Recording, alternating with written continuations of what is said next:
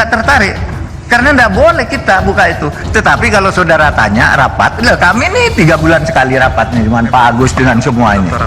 Ini daftar rapat lengkap. Bertemu kami, jangan dikira kami nggak bertemu. Ketika bertemu, ternyata melaksanakan undang-undang tindak pidana pencucian itu sulit. Saya tadi usul undang-undang perampasan aset itu lebih mudah untuk mengatasi masalah begini. Tentu sebagai ketua Komisi 3 saya dilapori, tetapi ketika dilaporin posisikan sudah tersangka. Apa yang bisa kita lakukan, tentu saja kita prihatin melihat sahabat di Komisi 3 terkena persoalan hukum. Keterprihatinan ini hanya bisa diungkapkan keprihatinan. Kita berduka untuk itu, tapi kita juga tidak bisa apa-apa karena pasal 1 kita Undang-Undang Dasar 45 ayat 3-nya negara kita ini negara hukum. Mari kita lihat proses hukumnya. Pertama, terkait dengan data itu apakah valid atau tidak, kita bisa lihat dari sumber datanya. Sumber datanya ini kan dari PPATK.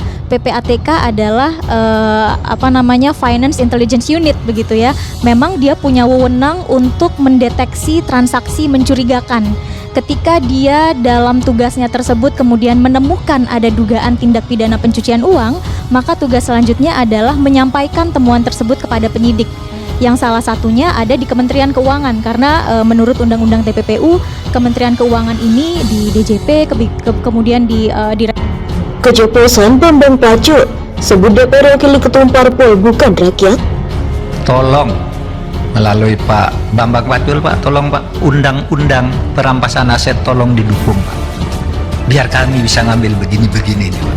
Mahfud tanya pada kita, tolong dong undang-undang perampasan aset dijalanin.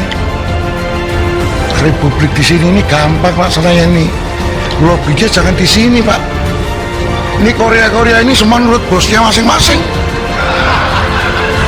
Di sini boleh ngomong galau Pak. Bambang Pacul ditelepon, Ibu Pacul berhenti, siap.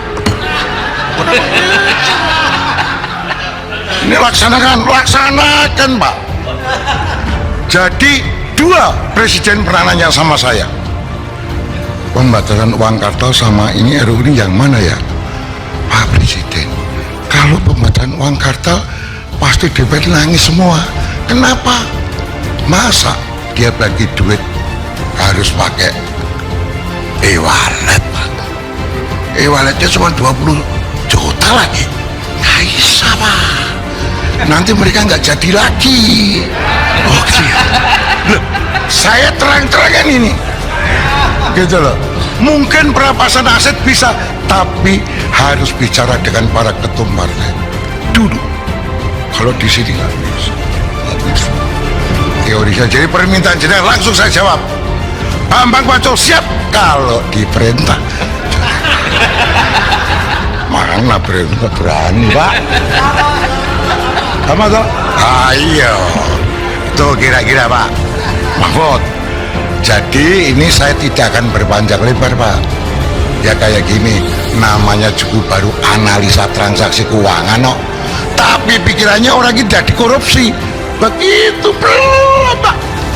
Bahwa itu info awal untuk dilakukan penelitian berikutnya, penyelidikan bahasanya.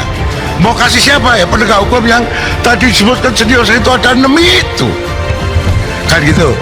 Jadi izin Pak Ketua Komite TPPU Bambang Pacul nggak setuju kalau itu langsung pansus. Sekali lagi di korapan clearan dulu, nanti tak lipe ya lagi. Ini dilipe Pak tadi Pak. Bambang Pacul PDIP ini memang orangnya agak mirip inilah siapa, Mahfud. Bagaimana Mahfud MD luar biasa itu mengobrak-abrik gedung Dewan Perwakilan Partai. Pantesan Mahfud itu dimusuhi di rapat dengar pendapat yang ada di DPR kemarin ya.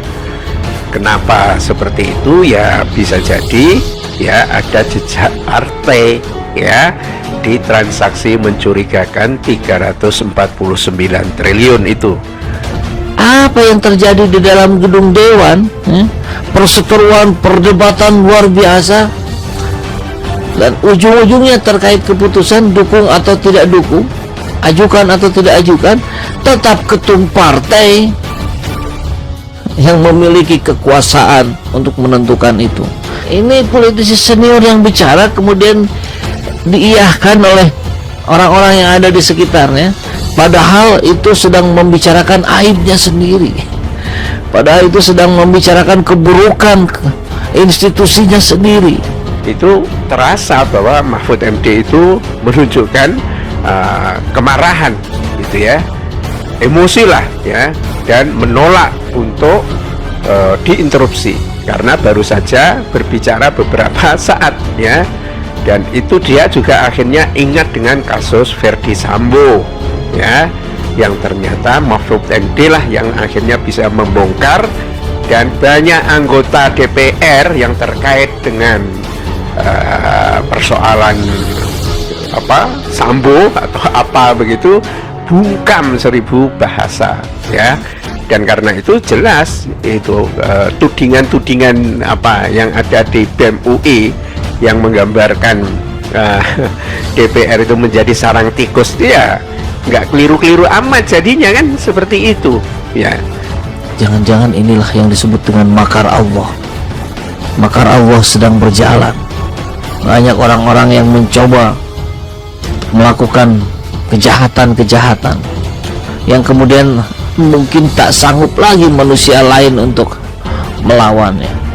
Allah langsung yang menunjukkan cara-cara untuk menghentikan kezaliman.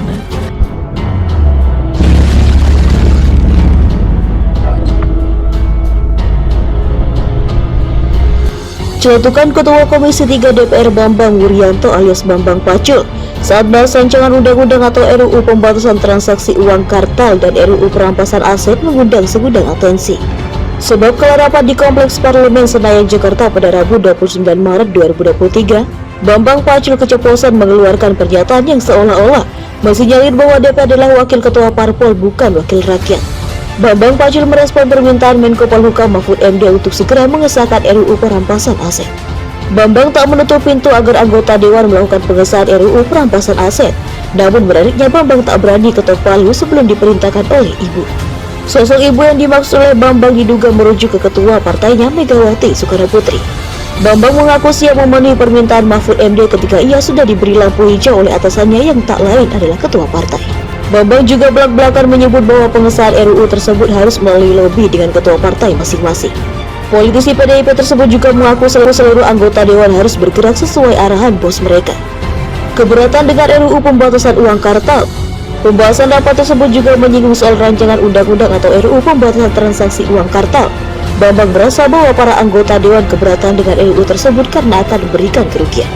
Bambang juga mengaku pernah menyampaikan keberatannya secara langsung ke Presiden RI Joko Widodo.